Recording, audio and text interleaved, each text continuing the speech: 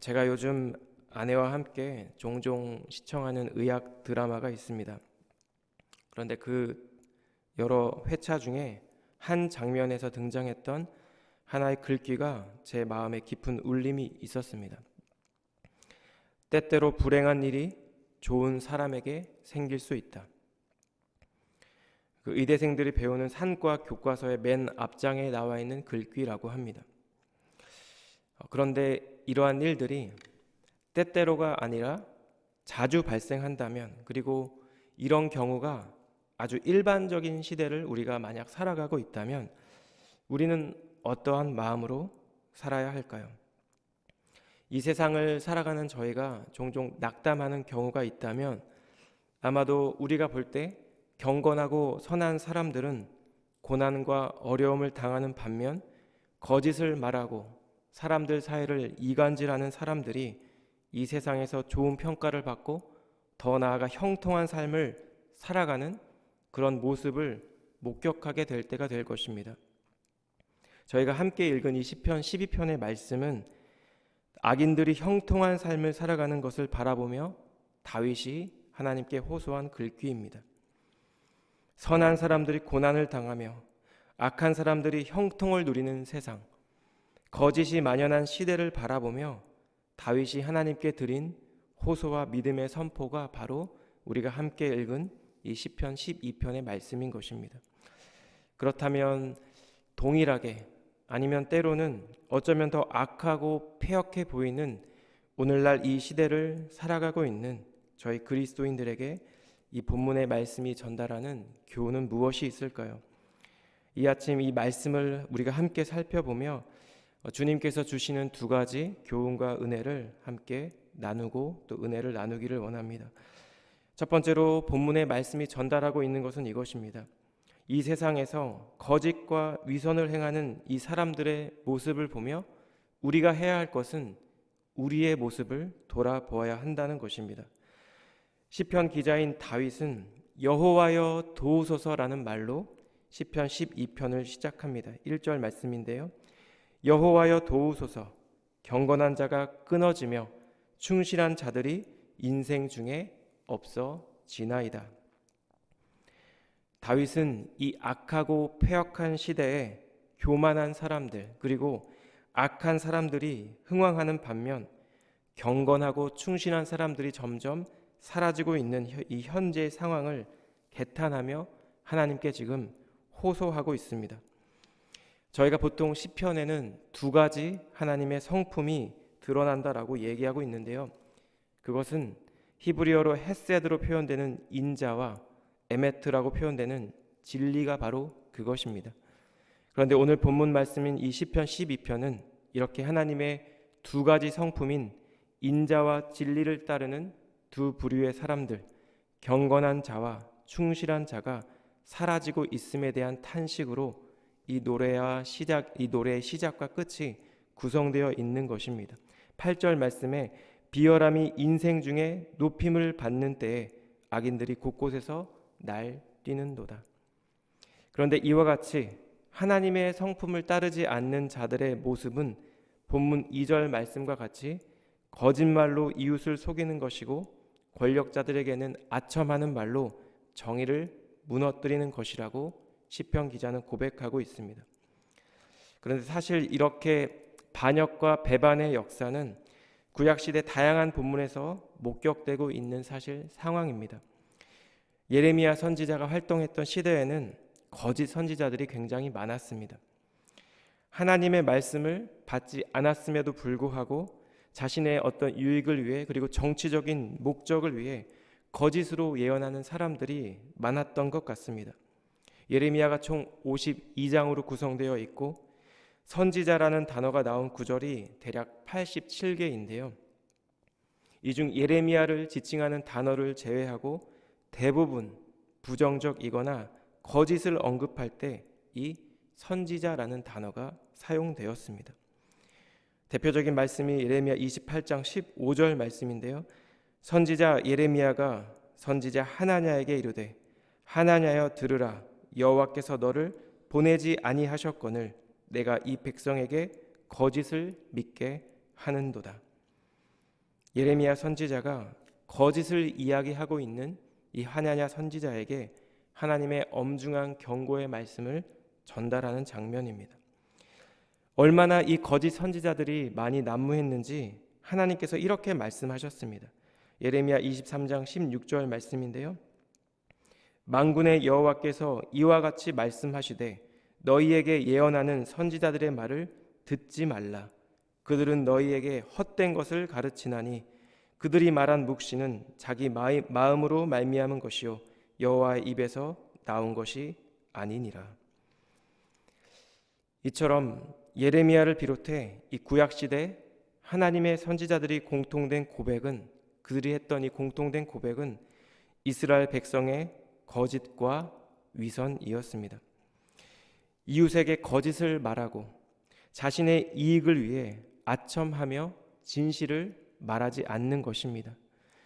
그들은 본문 2절 말씀과 같이 두 마음을 품은 자들이었습니다. 이처럼 다윗은 지금 신실함이 사라진 시대, 아무도 믿을 수 없는 그런 시대를 마주하고 있습니다.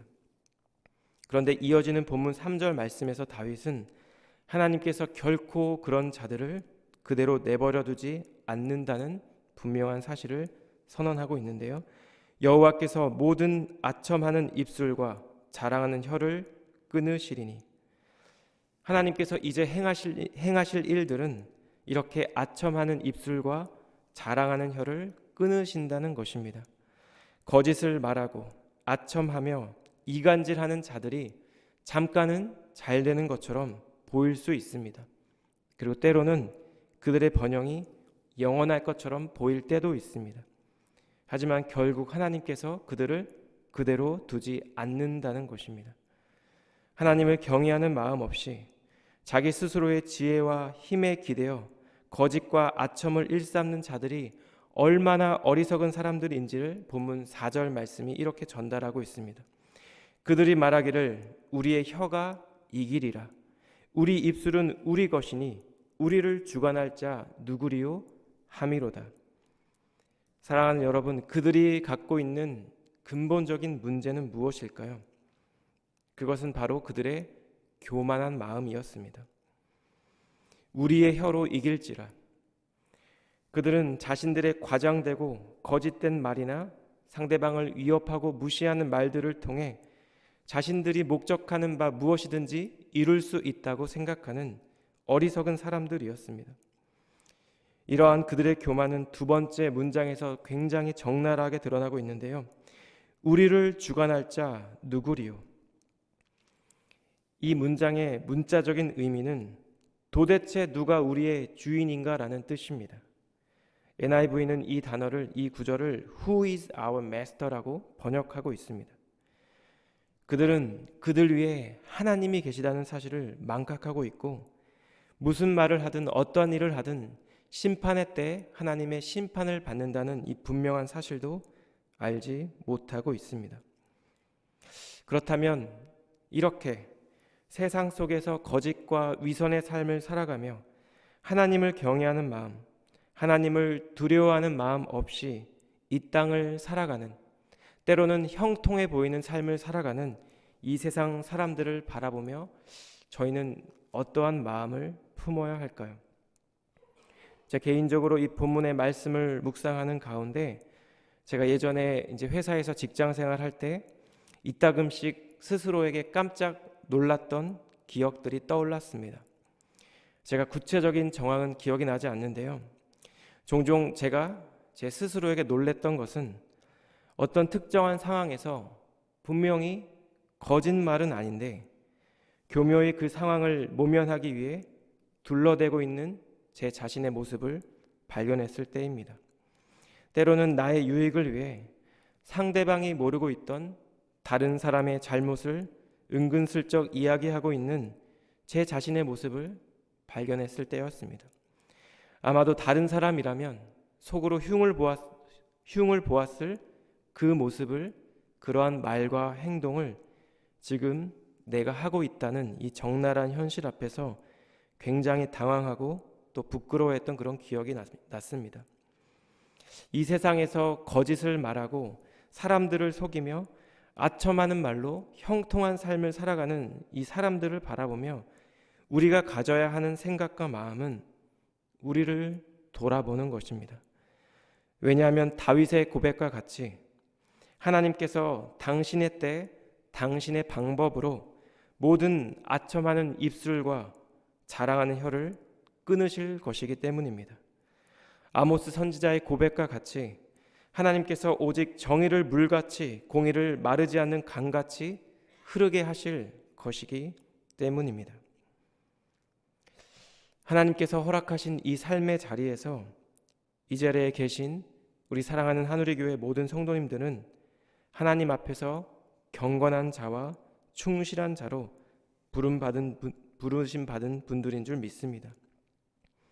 거짓과 위선으로 살아가는 이 세상 사람들 속에서 진실함으로 정직함으로 살아갈 것을 결단하는 모든 분들에게 이 아침 다윗의 고백과 같이 여호와여 도우소서, 하나님을 향한 참된 믿음의 고백이 회복되는 귀한 아침의 시간 되기를 주님의 이름으로 축복합니다. 하나님의 말씀 앞에서 우리 안에 있는 거짓과 위선을 발견하고 돌이켜 다시금 정직한 자로 그리고 진실된 자의 삶으로 우리 삶의 자리를 채워가는 오늘 하루 또 복된 하루가 되기를 우리 예수님 이름으로 축복합니다. 두 번째로 본문의 말씀이 전달하고 있는 것은 이것입니다. 이 패역한 세대 속에서 우리가 의지해야 할 것, 그것은 오직 하나님의 말씀이라는 것입니다. 이제 본문 5절부터는 여호와 하나님의 말씀이 인용되고 있는데요. 5절 말씀입니다. 여호와의 말씀에 가련한 자들의 눌림과 궁핍한 자들의 탄식으로 말미암아 내가 이제 일어나 그가 원하는 안전한 지대에 두리라 하시도다. 하나님께서는 당신이 일어설 것을 선포하시며 그 이유와 목적을 분명하게 지금 말씀하고 있습니다. 하나님께서 일어서시는 이유는 무엇일까요? 가련한 자들의 눌림과 궁핍한 자들의 탄식 때문입니다.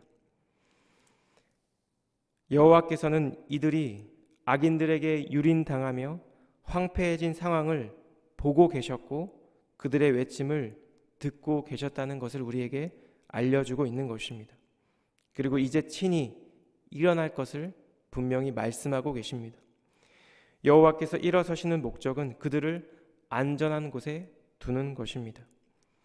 수백 년간 애굽에서 종살이를 하며 고통과 절망의 시간을 보냈던 이스라엘 백성을 친히 구원하시고 그들을 출애굽시키신 여호와 하나님께서 지금도 동일하게 가련하고 궁핍한 자들을 구원하여 안전한 곳에 머물게 하신다는 것입니다.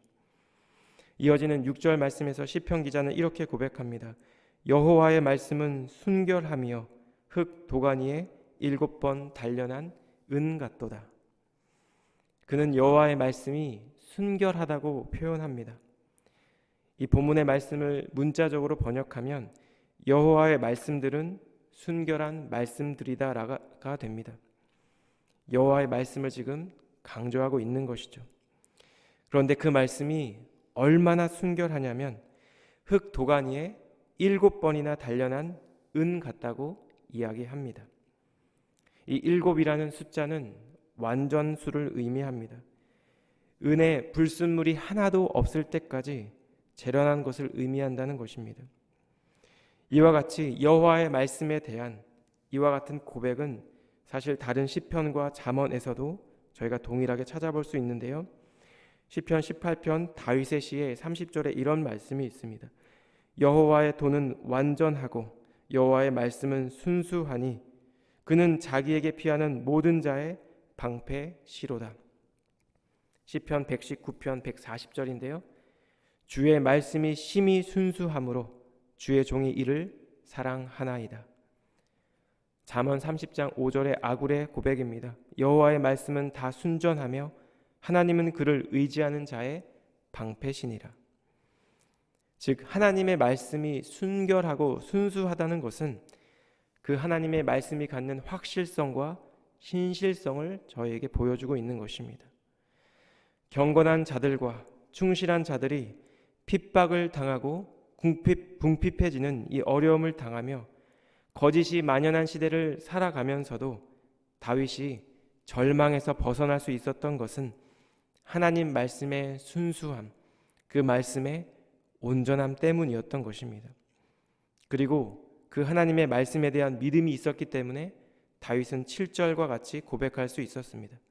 여호와여 그들을 지키사 이 세대로부터 영원까지 보존하시리이다. 7절 말씀에서 두 가지 동사가 등장하는데요. 그들을 지킨다라는 표현과 영원까지 보존하신다라는 표현입니다. 그런데 이 동사 모두 2인칭으로 표현되었다고 합니다. 이것은 단순한 신뢰 고백이 아니라 마치 여호와를 마주보고 이야기하고 있는 것처럼 주님 당신을 향한 간절한 마음과 분명한 확신의 표현이라는 것입니다. 하나님께서는 경건한 자와 충실한 자와 가련한 자들과 궁핍한 자들 모두를 이 세대로부터 영원까지 지켜주실 것입니다. 본문을 묵상하며 떠오른 장면이 하나 있었는데요. 열왕기상 19장에는 하나님의 크신 능력으로 바알을 섬기는 선지자들을 모두 기손 시내에서 죽인 선지자 엘리야의 모습이 등장합니다. 그 소식을 들은 아합 왕의 아내인 이세벨이 엘리야를 죽이겠다고 위협을 가하죠. 그런데 그렇게 능력의 선지자였던 엘리야가 어찌된 영문인지 이 이세벨의 이 위협에 두려움에 빠지게 되고 브엘세바로 피신을 하게 됩니다. 로뎀나무 아래에서 천사가 주는 음식을 먹고 겨우 기운을 차린 엘리야는 40주 40야의 기간 동안 걸어서 하나님의 산 호렙에 다다르게 됩니다. 이렇게 호렙산 굴 속에 은신하고 있을 때에 엘리야는 마침내 여호와의 임재를 경험하게 되죠. 크고 강한 바람이 지나갑니다. 바람 후에 지진이 납니다. 그리고 지진 후에 불이 일어납니다. 그런데 그 모든 일이 있었음에도 불구하고 여호와께서는 계시지 않았습니다. 그리고 마지막으로 속삭이는 듯한 세미한 소리가 들리게 되죠. 열왕기상 19장 12절과 13절 말씀인데요. 또 지진 후에 불이 있으나 불 가운데서도 여호와께서 계시지 아니하더니 불 후에 세미한 소리가 있는지라. 엘리야가 듣고 겉옷으로 얼굴을 가리고 나가 굴 어귀의 섬에 소리가 그에게 임하여 이르되 엘리야야 내가 어찌하여 여기 있느냐. 이 세미한 소리, 엘리야를 흔들며 엘리야에게 새로운 사명을 주는 이 세미한 소리, 이것은 우리의 분주한 마음을 가다듬고 잠잠히 하나님 앞에 서 있을 때 주님이 주시는 주님의 음성이고 주님의 말씀입니다. 순결하여 영원토록 변함없는 그 주님의 말씀 앞에서 엘리야 선지자는 마침내 참된 회복을 경험하게 되고 다시금 사명의 자리로 돌아가게 되었습니다. 가련한 자들의 눌림과 궁핍한 자들의 탄식 속에서도 우리가 붙잡아야 할 것, 그리고 우리가 따라가야 할 것, 그것은 바로 영원토록 변함없는 하나님의 순전한 말씀인 줄 믿습니다. 우리의 생각과 내면이, 우리의 전 존재가 잠잠히 주님의 그 순전한 말씀 앞에 있을 때 세미한 음성 가운데 엘리야에게 임하셨던 여호와 하나님께서 동일하게 저희 모두에게 임하실 것입니다. 이 패역한 시대를 살아가는 당신의 자녀들을 이 세대로부터 영원까지 지켜주시고 또한 보존하실 것입니다. 오늘도 우리에게 주시는 이 하나님의 거룩하신 또 순전한 말씀 앞에서 우리의 영혼이 주님의 음성을 듣고 또 그 음성 가운데 살아계신 하나님을 만나게 되는 복된 하루 되기를 우리 주님 이름으로 축복합니다. 기도하겠습니다. 여호와여 도우소서.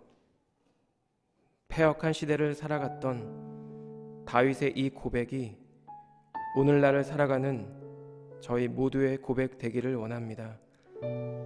하나님, 거짓과 위선으로 이 세상을 살아가는 세상 사람들의 삶을 보며 주님, 무엇보다도 우리의 내면과 또 우리의 마음을 돌아보기를 원합니다.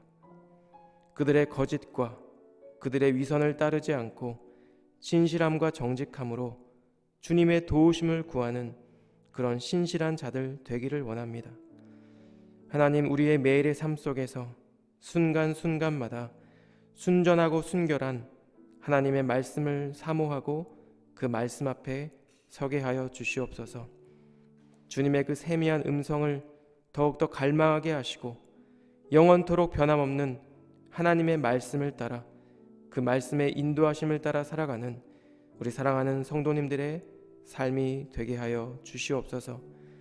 오늘 하루도 저희에게 새로운 하루를 허락해 주신 주님께 나아가는 이 귀한 예배 시간 허락해 주심을 다시 한번 감사드리며 예수님의 존귀하신 이름으로 기도드렸습니다. 아멘.